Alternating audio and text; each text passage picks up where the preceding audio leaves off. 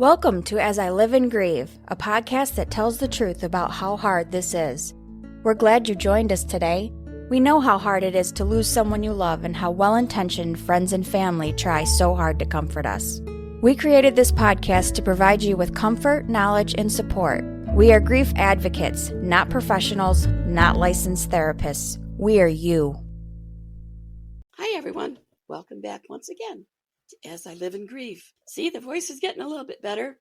Baby steps, but I'm hanging in there, and that's why I let the guests do a lot of talking. You know, it's scientific, and it works. So glad you joined us again today.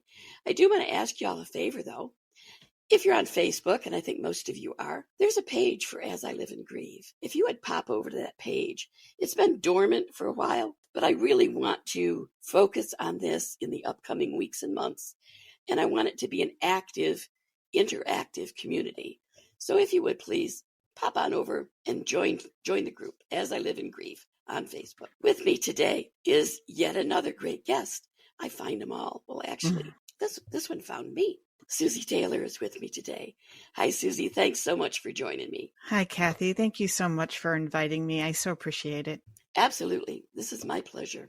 Susie reached out to me as she was writing an article for a newsletter, and she wanted to offer some resources for people that were grieving. So she found this podcast and interviewed Stephanie and I, and it was a delight. During that interview, and as we got to know each other, I found out that Susie herself has been a griever, but I'm not going to tell you her story.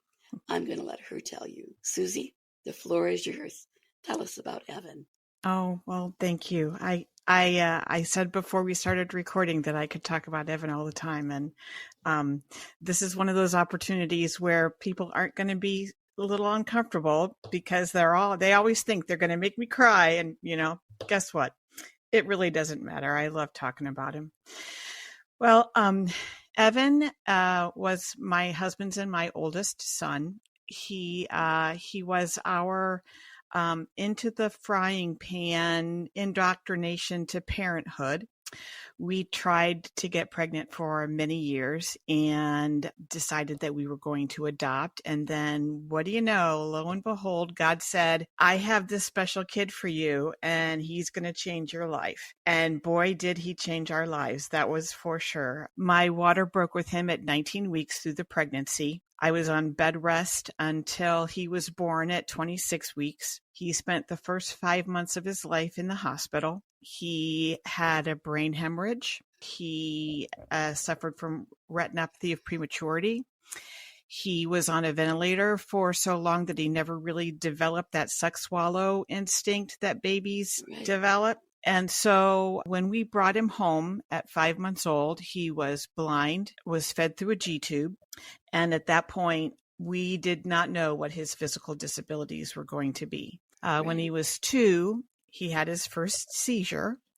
And that was our big indoctrination to neurology, which was very interesting because our youngest son ended up being diagnosed with epilepsy as well. So, but by the time we got through, he got to a pretty stable period of his life. He was still blind, seizures, nonverbal, fed through a G-tube, and diagnosed with hemiplegic cerebral palsy, which basically affected the left side of his body. I say he was our indoctrination because we had two other sons after him, and they really that's what they grew up with. They grew up with a brother who would go to the hospital every now and then.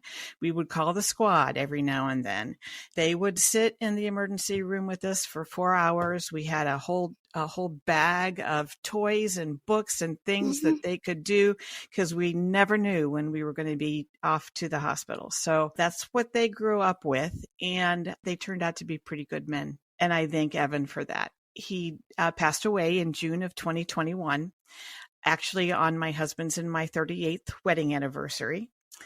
And I think he was going to make sure that we never forgot, like we ever could. But, he made sure we were going to never forget. He was 28 and a half when he died. And he actually was a pretty happy guy. I remember when he was in the NICU, and it was one of those weekends when the doctors told us that he probably wouldn't survive the weekend. And my husband and I sat next to his little incubator bed thing, whatever they're called now. I don't know if they're still called incubators or not. That was 30 some years ago. And we prayed, Lord, if you are going to take him, thank you.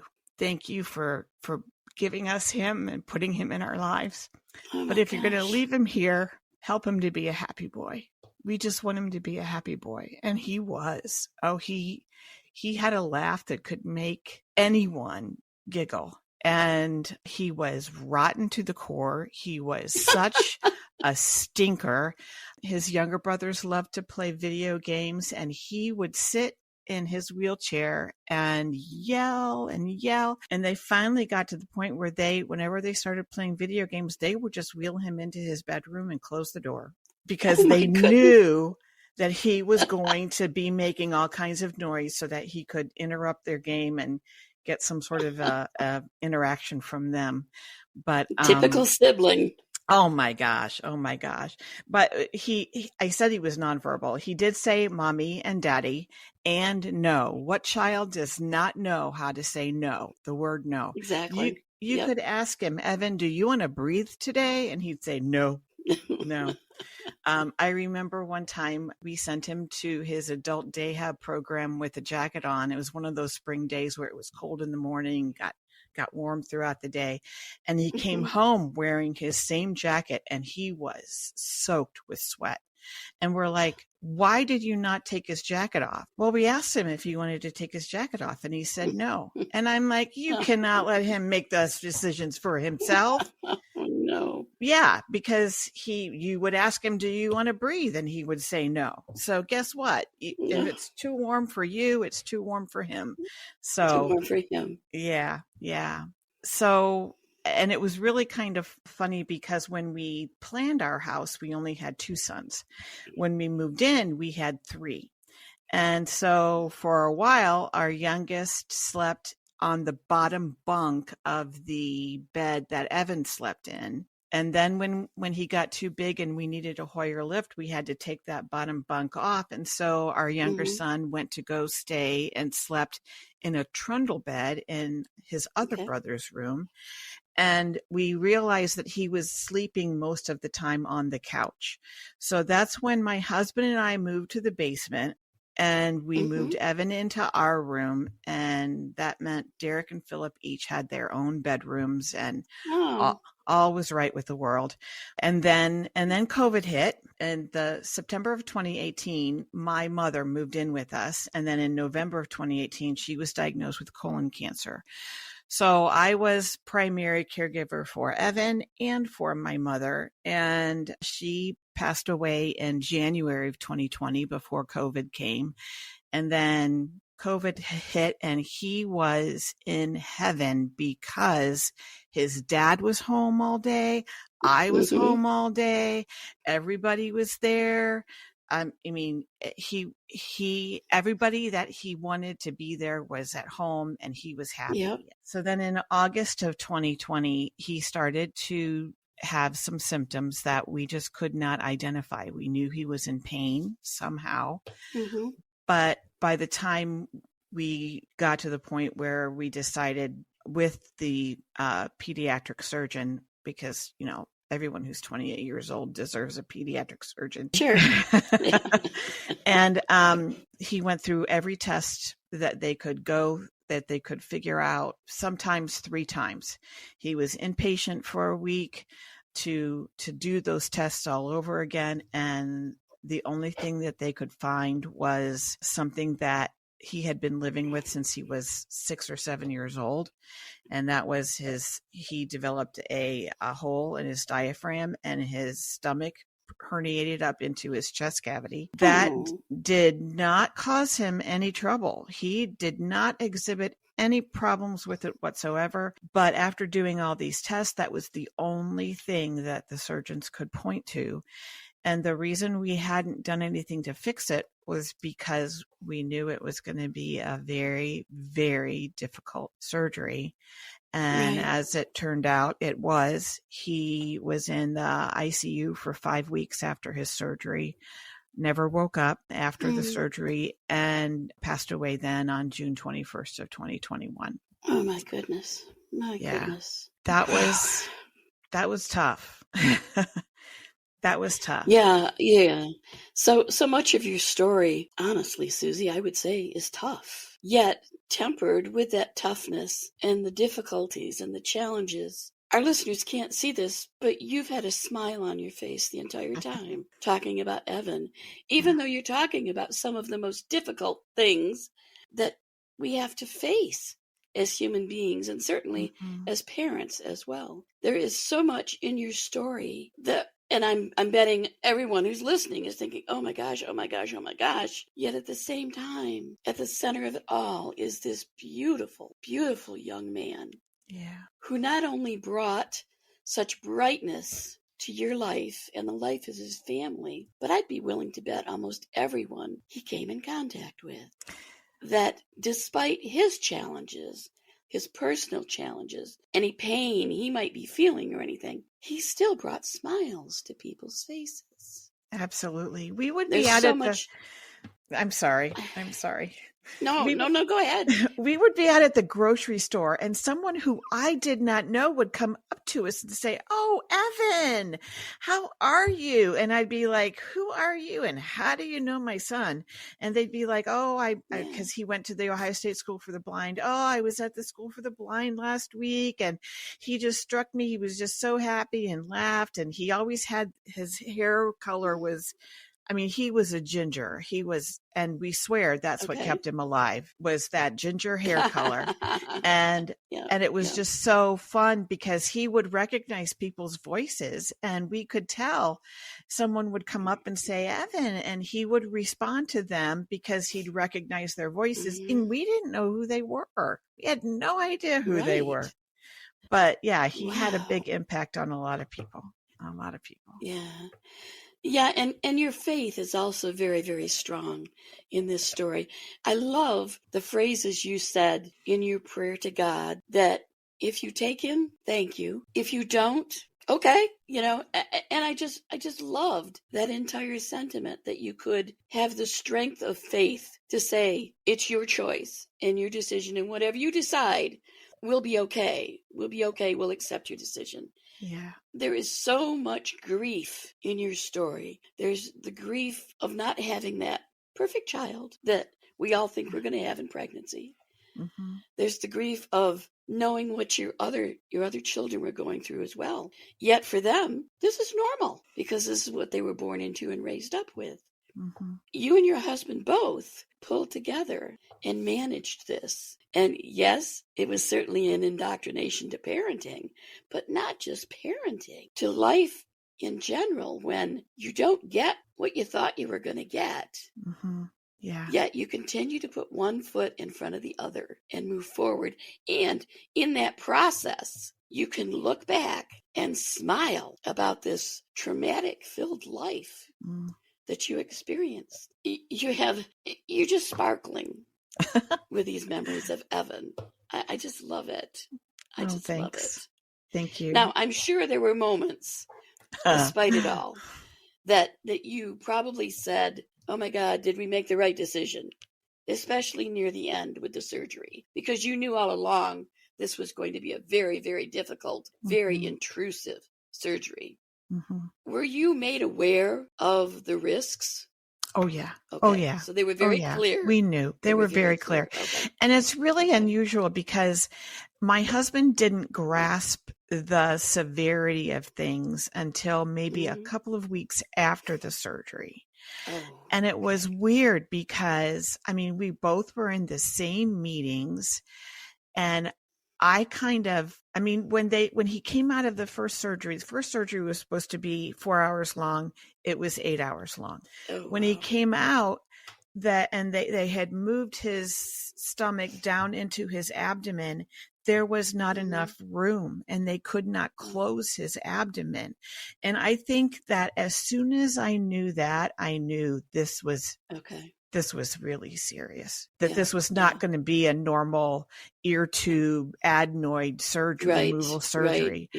It wasn't even going to be a replace the G tube surgery. It was life and death. And I was pretty much there in the hospital all the time. And so when my husband was there, he would get information secondhand, and usually he wasn't the one who talked to the doctors. And when they would round every morning, I could just hear in their voices, that they thought, and I'm probably projecting onto them, but I could hear in their voices that they just knew he wasn't going to recover.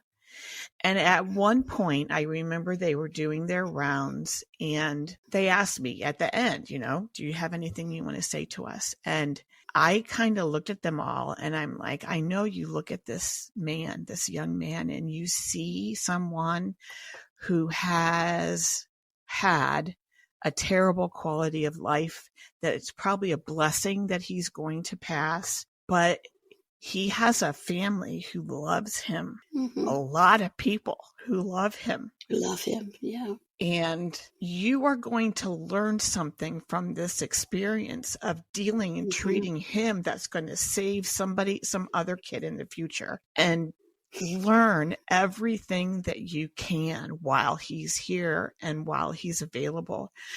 I remember after he was born, I would just think, he's got to have some sort of a legacy. There's a reason why he's here.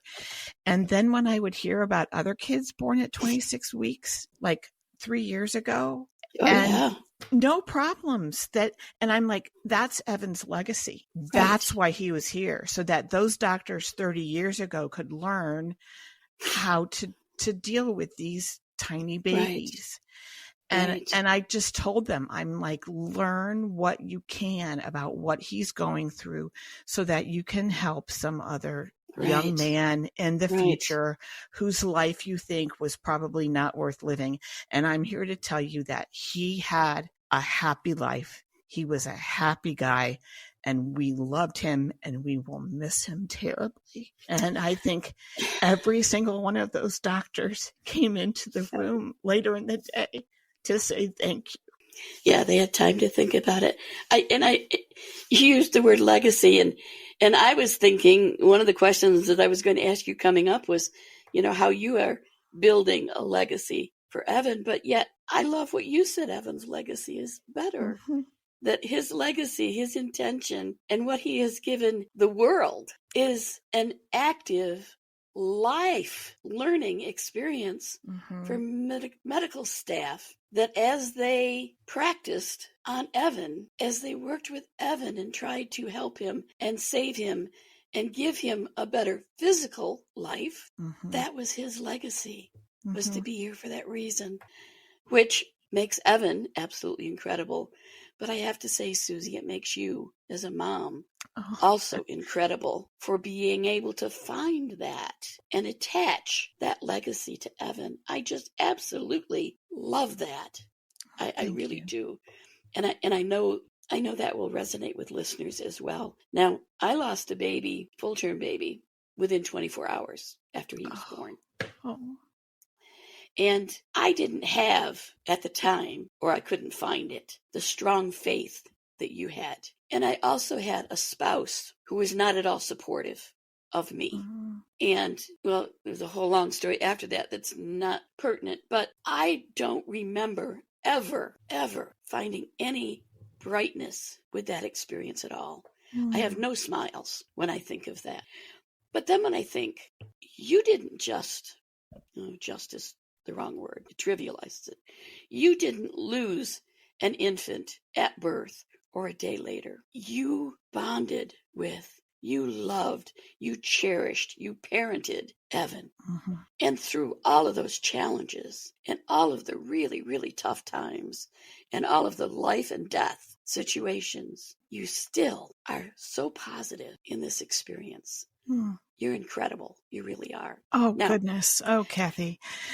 I'm so sorry that you had that I also know experience. that, well, it probably, it may have been strength building for me because it was life changing for me as well. And everything happens. There's a reason. Just at the time, I didn't have that faith to draw on. So it was real tough for me. However, and that was so many years ago that I didn't even grieve that loss. I'm grieving it now. I'm going through that experience now. But what I wanted to get to was the word legacy. And I will remember forever your comments about Evan's legacy, forever, truly. But you yourself are building more legacies to honor and memorialize Evan. Tell us what you've got going on. Well, I am a member of our county board of developmental disabilities. Here in Ohio, the consumers that get disability services receive them through a county board of developmental disabilities. And so I am on our board of directors. And so I'm one of the folks who we have a meeting tomorrow where we're going through and getting board member training and finding out, everything that's happened in the county in the last month. But our superintendent asked me right after Evan's funeral, she said, I'm going to ask you to do something in the future. I'm not going to tell you what it is now, but just when you're ready to hear, let me know. And I will ask you. And what she asked me was, so he died in June. In January, I'm like, okay, I'm ready. What is it that you want to ask me?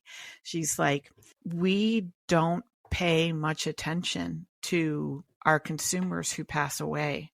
And we need to pay attention to those consumers. Those families deserve us to remember their family members. And she said she wanted me to write a monthly column that would go into the monthly newsletter that would go out. And so in February 2021, I started writing this column, and with a couple of exceptions, I have written something every month since then. And that was the reason I contacted you to start off with, was because I wanted to start introducing some of the folks to some other resources that they would have. I kind of figured that they were probably tired of hearing about me and about how I got through it, big deal. What can you provide to me to help me, not quit telling me about you. And so that's when I found As I Live and Grieve, and you were so gracious to allow me to call and interview you and Stephanie. And that was one of the highlights of the whole process of doing this newsletter. I haven't finished it yet, so I haven't given it back to you yet for you to look at it and make sure it's okay. But I'm not worried about it at all. And I think I would give anything to have him back. I would give anything to have him back. But of course, I have met some amazing people, you and your daughter included, thank you, because of the fact that he's not here. Right. And I kind of look at that as one of his last gifts to us. We had 28 years where we could not just spontaneously go out to eat. As he got older, he got more vocal. And when people started asking to get moved from their tables in the restaurants, that's when we realized that maybe we shouldn't be taking him to Applebee's anymore or Texas Roadhouse, because we could tune him out because we were so used to it, but other people just could not tune out the rocking and the humming and the, all that. Yeah.